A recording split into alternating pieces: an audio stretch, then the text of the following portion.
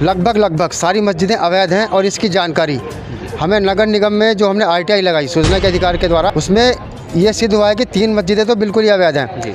एक रशीदिया मस्जिद है और एक आयशा मस्जिद है, एक मदीना मस्जिद है। इस शहर के अंदर अवैध मस्जिदें हैं और हम लगातार उनको अवैध निर्माणों को गिराने की मांग भी उठा रहे हैं। ये एक ईंट भी उनकी क्यों नहीं उखाड़ पा रहे।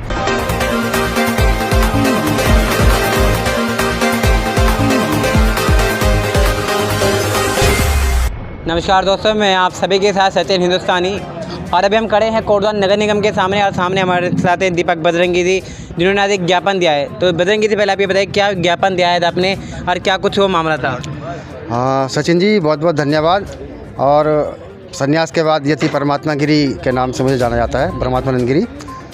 देखिए, कोटद्वार के अंदर लगभग सारी मस्जिदें अवैध हैं और इसकी जानकारी हमें नगर निगम में जो हमने आरटीआई लगाई सूचना के अधिकार के द्वारा, ये हमने 2-3 आरटीआई लगाई थी पिछले साल और फिर पटवारी जी की रिपोर्ट भी उसमें आई है।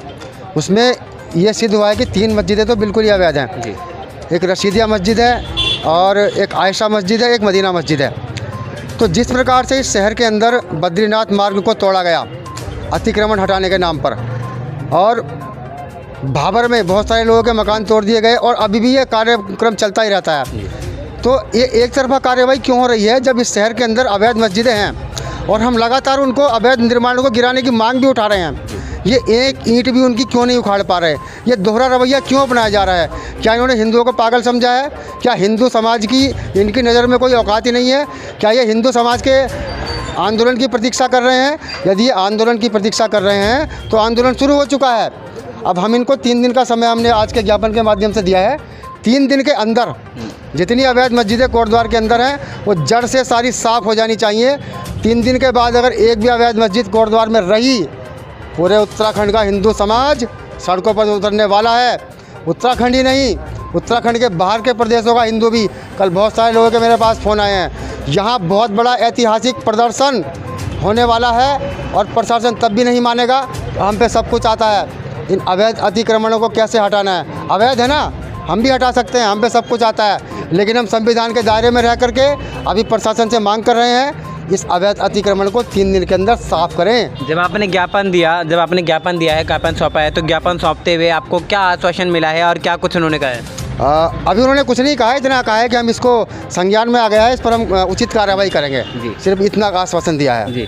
लेकिन हमने 3 दिन का अल्टीमेटम उनको दिया है जी। और उन्होंने क्या कहा है कि जिस प्रकार से आपने कुछ बताया कि अगर 3 दिन बाद नहीं हो पाता है किसी कारणों से जो भी है, तो क्या कर? अभी उन्होंने कोई इस तरह का आश्वासन हमें नहीं दिया है जी। बस अभी इतना ही कहा कि हम कार्रवाई करेंगे। क्या करेंगे ये हमें नहीं पता, ये उनका डिपार्टमेंटल मामला है। आपके द्वारा क्या आगे कदम उठाए जाएंगे और कौन कौन आपके सपोर्ट में भी, कौन कौन से संगठन अभी तक आपके साथ सपोर्ट में?